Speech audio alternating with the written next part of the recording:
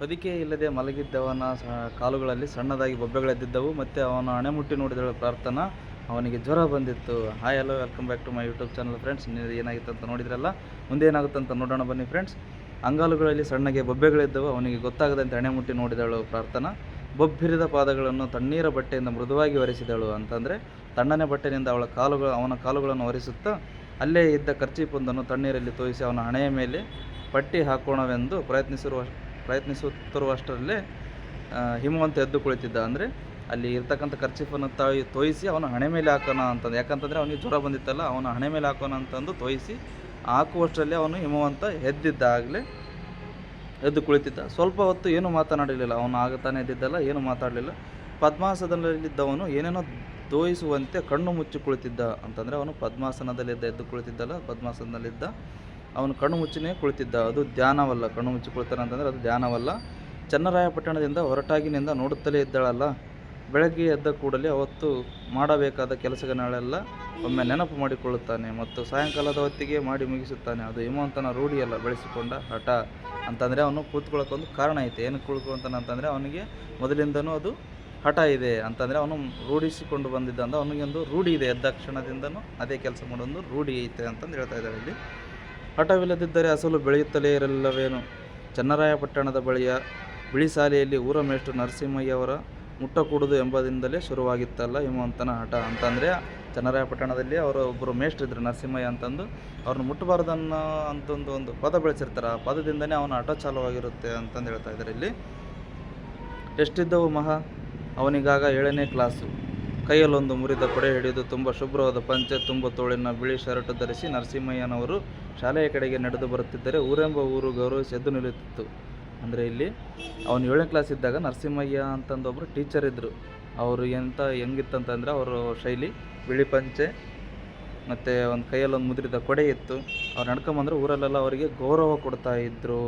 ಅವರನ್ನು ಎದ್ದು ನಿಂತು ಗೌರವ ಕೊಡ್ತಿದ್ರು. ಅವರನ್ನು ಯಾರೂ ಏಕವಚನದಲ್ಲಿ ಮಾತನಾಡಿಸಿದ್ದಿಲ್ಲ, ಆದರೆ ಅವರನ್ನು ಯಾರೂ ಮುಟ್ಟುತ್ತಲೂ ಇರಲಿಲ್ಲ. ಅಂದರೆ ಅವ್ರಿಗೆ ಅಷ್ಟು ಗೌರವ ಇದ್ದರು.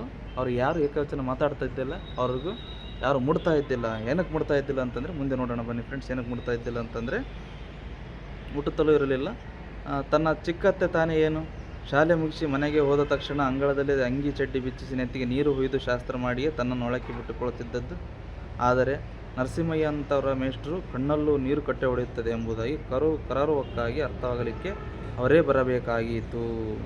ಅಂದರೆ ಇವನು ಶಾಲೆಗೆ ಹೋಗಿ ಬರುವತ್ನಾಗ ಅವ್ರು ಚಿಕ್ಕತ್ತೆ ಇದ್ಲಲ್ಲ, ಅವಳು ಇವನಿಗೆ ಚಡ್ಡಿ ಅಂಗಿ ಬಿಚ್ಚಿ ತಲೆ ಸ್ನಾನ ಮಾಡಿಸಿ ಒಳಗೆ ಕರ್ಕೊತಿದ್ಲು. ಯಾಕಂತಂದರೆ ಒಂದು ಆಗಿನ ಕಾಲದಲ್ಲೆಲ್ಲ ಜಾತಿ ವ್ಯವಸ್ಥೆ ಇತ್ತಲ್ಲ, ಅದಕ್ಕೋಸ್ಕರ ಅವರು ಸ್ನಾನ ಮಾಡಿಸಿನೇ ಒಳಗೆ ಕರ್ಕೊತ ಇದ್ರು ಅಂತಂದು ಹೇಳ್ತಾ ಇದ್ದಾರೆ. ಶಿವಶಂಕರಯ್ಯನವರು ನಾಳೆ ಶಾಲೆಗೆ ಇನ್ಸ್ಪೆಕ್ಟರ್ ಬರ್ತಾರೆ ಎಂಬುದೊಂದು ದೊಡ್ಡ ಸುದ್ದಿ. ಉರಿ ಮಧ್ಯಾಹ್ನದ ಹೊತ್ತಿಗೆ ಮೋಟಾರು ಸೈಕಲಿನಲ್ಲಿ ಬಂದಿದ್ದ ಶಿವಶಂಕರಯ್ಯ ಗಲೀಜು ಪ್ಯಾಂಟು, ಮುದುರು ಬಿದ್ದ ಅಂಗಿ, ಹಣೆಯಲ್ಲಿ ಮಾತ್ರ ಢಾಳ ವಿಭೂತಿ. ಆತನ ಮುಖದಲ್ಲಿ ಏನೋ ತಿರಸ್ಕಾರ, ಯಾರ ಮೇಲೂ ಅಸಹನೆ. ಶಾಲೆ ಒಳಕ್ಕೆ ಕಾಲಿಟ್ಟ ಮರುಕ್ಷಣವೇ ನೀವೇನಾ ಒಲೆಯರ ನರಸಿಂಹಯ್ಯ ಅಂದರೆ ಅಂತಂದು ಹೇಳಿ. ಇಲ್ಲಿ ಶಿವಶಂಕರಯ್ಯ ಅಂತಂದರೆ ಯಾರಂತಂದರೆ ಅವರೊಬ್ಬರು ಪೊಲೀಸು. ಅವ್ರು ಪೊಲೀಸ್ ಇದ್ದಾರಲ್ಲ, ಅವರು ಶಾಲೆ ಒಳಕ್ಕೆ ಬಂದುಬಿಟ್ಟು ಏನಂತಾರೆ ಸಡನ್ನಾಗಿ ಅಂತಂದ್ರೆ ನೀವೇನ ಒಲೆಯರು ನರಸಿಂಹಯ್ಯ ಅಂತಂದು ಅಂತಾರೆ. ಇಲ್ಲಿ ಗೊತ್ತಾಯಿತು ಯಾರು ಅಂತಂದರೆ ಯಾಕೆ ಮುಟ್ಟಬಾರ್ದು ಅಂತಂದರೆ ಇಲ್ಲಿ ನರಸಿಂಹಯ್ಯ ಅವರು ಕೀಳು ಜಾತಿಯವರಾಗಿದ್ದರು ಅಂತಂದು ಹೇಳ್ತಾ ಇದ್ದಾರೆ. ಇಲ್ಲಿ ಅವರನ್ನು ಮುಟ್ಟೋ ಆಗಿಲ್ಲ. ಅವರು ಪೊಲೀಸ್ ಬಂದ್ಬಿಟ್ಟು ಏನು ಹೇಳ್ತಾರೆ ಅಂದರೆ ನೀವೇನ ಒಲೆಯರು ನರಸಿಂಹಯ್ಯ ಅಂತಂದು ಕೇಳಿಬಿಡ್ತಾರೆ. ಆ ಕೇಳಿದ ಕ್ಷಣ ಮುಖಕ್ಕೆ ರಾಜ್ಯದಂತೆ ಕೇಳಿದರು ಆತ. ಯಾರು ಕೇಳಿದ್ರು? ಶಿವಶಂಕರಯ್ಯನವರು ಕೇಳಿಬಿಡ್ತಾರೆ. ಯಾರನ್ನ? ನರಸಿಂಹಯ್ಯನವರ ಕಣ್ಣು ಚುಳ್ಳೆಂದವು. ಹಂಗೆ ಕೇಳ್ತಾಳೆ. ಯಾರಿಗಾದರೂ ಜಾತಿ ಎತ್ತು ಮಾತಾಡಿದ್ರೆ ತಾನೇ ಮನಸ್ಸಿಗೆ ಬೇಜಾರಾಗುತ್ತಲ್ಲ, ಆ ಥರ ಅವರಿಗೆ ಕಣ್ಣು ಸಣ್ಣ ಮಾಡಿಕೊಂಡ್ರು. ಯಾರಿಗೂ ಕಾಣದಂತೆ ಮೂಲೆಯಲ್ಲಿ ಕಣ್ಣೀರು ಕೊಡವಿಕೊಂಡು ತನ್ನ ಕಡೆಗೆ ತಿರುಗಿದರು. ಅಂದರೆ ಯಾರು ಕಾಣದಂತೆ ಅವರು ಮೂಲೆಯಲ್ಲಿ ಹತ್ಬಿಟ್ಟು ಆಮೇಲೆ ಇವ್ರು ಮಾತಾಡ್ಸಿದ್ರಲ್ಲ ಇವ್ರ ಕಡೆ ತಿರುಗ್ತಾರೆ. ಪದ್ಯ ಹೇಳು ಮಗ ಅಂದಿದ್ದರು. ಅಂದರೆ ಅವ್ರ ಕಡೆ ಗಮನ ಕೊಡಲಿಲ್ಲ. ಬೇರೆ ಹುಡುಗರಿಗೆ ಪದ್ಯ ಹೇಳ್ರಿ ನೀವು ಅಂತ ಕ್ಲಾಸ್ ಸ್ಟಾರ್ಟ್ ಮಾಡ್ತಾರೆ ಅವರು. ಜಾತಿ ಹೀನನ ಮನೆಯ ಜ್ಯೋತಿತಾಹೀನವೇ. ಏನು ಹೇಳ್ತಾಯಿದ್ದಾರೆ? ಜಾತಿ ಹೀನನ ಮನೆಯ ಜ್ಯೋತಿತಾಹೀನವೇ ಅಂತಂದು ಹೇಳ್ತಾರೆ. ಎದೆ ಮೇಲೆ ಕೈ ಕಟ್ಟಿಕೊಂಡು ನಿರಾಟಾಗಿ ನಿಂತು ದೊಡ್ಡ ದನಿಯಲ್ಲಿ ಸ್ಫುಟವಾಗಿ ಹೇಳತೊಡಗಿದವನಿಗೆ ಅದೇ ಕೊಳು ಬಂದು ಬಿಡ್ತು. ಸಾಯಂಕಾಲ ಶಾಲೆಯ ಹಿಂದಿನ ಮಾವಿನ ತೋಪಿನಲ್ಲಿ ಬಾಯಿಗೆ ಒಲ್ಲಿ ಅಡ್ಡಬಿಟ್ಟುಕೊಂಡು ಒಬ್ಬರೇ ಬಿಕ್ಕುತ್ತಾ ನಿಂತಿದ್ದ ನರಸಿಂಹಯ್ಯ ಮೇಷ್ಟ್ರನ್ನು ಅವರು ತನ್ನ ಮೇಷ್ಟ್ರು ಎಂಬುದನ್ನು ಮರೆತು ಓಡಿ ಹೋಗಿ ತಬ್ಬಿಕೊಂಡಿದ್ದ ಹಿಮವಂತ. ಅಂತಂದು ಅಲ್ಲಿ ಪೊಲೀಸ್ ಬಂದುಬಿಟ್ಟು ಅವರಿಗೆ ನೀವೇನೋ ಹೊಲೆಯರು ಅಂತ ಕೇಳಿದಾಗ ಅವರಿಗೆ ಭಾಳ ಬೇಜಾರಾಗುತ್ತೆ. ಅಂದರೆ ಇವರು ನರಸಿಂಹಯ್ಯನವರು ಅವರ ತೋಪಿನಲ್ಲಿ ಒಬ್ಬರೇ ಬಾಯಲ್ಲಿ ಒಲೆ ಇಟ್ಕೊಂಡು ಬಿಕ್ಕಿ ಬಿಕ್ಕಿ ಅಳುತ್ತಿದ್ದನ್ನು ನೋಡಿಬಿಟ್ಟು ಹಿಮವಂತ ಅವರು ತನ್ನ ಮೇಷ್ಟ್ರು ಅಂತಂದರೆ ಅವ್ರಿಗೆ ಗೌರವ ಕೊಡ್ತಿದ್ರಲ್ಲ ಊರಿನವ್ರು ಎದ್ದು ನಿಂತು ಅದನ್ನು ಮರೆತು, ನಮ್ಮ ಮೇಷ್ಟ್ರು ಅನ್ನೋದನ್ನು ಮರೆತು ಇವನು ಹೋಗಿ ತಬ್ಬಿಕೊಂಡು ಇಬ್ಬರು ಅಳ್ತಾರೆ. ಮರೆತು ಓಡಿ ತಬ್ಬಿಕೊಂಡು ಹಿಮವಂತ ಇಬ್ಬರು ತುಂಬ ಹೊತ್ತು ದುಃಖ ಕಳಿಸಿ ಅಳುತ್ತಿದ್ದರು. ಮೊಟ್ಟ ಮೊದಲ ಬಾರಿಗೆ ಹಿಮವಂತ ನಿರ್ಧರಿಸಿದ್ದ ಈ ಜಗತ್ತಿನಲ್ಲಿ ಮುಟ್ಟಬಾರದವರು ಯಾರೂ ಇಲ್ಲ ಅಂತಂದು. ಏನು ಅವನು ತಬ್ಕೊಂಡ ಮೇಲೆ ಅವನಿಗೊಂದು ಅರಿವಾಗುತ್ತೆ ಏನಂತಂದು, ಇಲ್ಲಿ ಜಗತ್ತಿನಲ್ಲಿ ಯಾರು ಮುಟ್ಲಾರ್ದಂಥವ್ರು ಯಾರೂ ಇಲ್ಲ, ಎಲ್ಲರೂ ಮುಟ್ಟುಕೊಳ್ಳೋರೆ ಅಂತಂದು ಹೇಳಿ ನಿರ್ಧರಿಸಿದ್ದ ಅಂತಂದು ಹೇಳ್ತಾರೆ. ಆದರೆ ಸ್ಪರ್ಶದ ಸಂಗತಿ ಹಾಗಲ್ಲ, ಮುಟ್ಟುವುದಕ್ಕೂ ಸ್ಪರ್ಶಕ್ಕೂ ಸಂಬಂಧವೇ ಇಲ್ಲ. ಇಲ್ಲಿ ಸ್ಪರ್ಶಕ್ಕೂ ಮತ್ತು ಮುಟ್ಟುವುದಕ್ಕೂ ಡಿಫ್ರೆನ್ಸ್ ಹೇಳ್ತಾ ಇದ್ದಾರೆ. ಏನಂತಂದು ಸ್ಪರ್ಶದ ಸಂಗತಿ ಆಗೋದಲ್ಲ, ಮುಟ್ಟುವುದಕ್ಕೂ ಸ್ಪರ್ಶಕ್ಕೂ ಸಂಬಂಧವೇ ಇಲ್ಲ.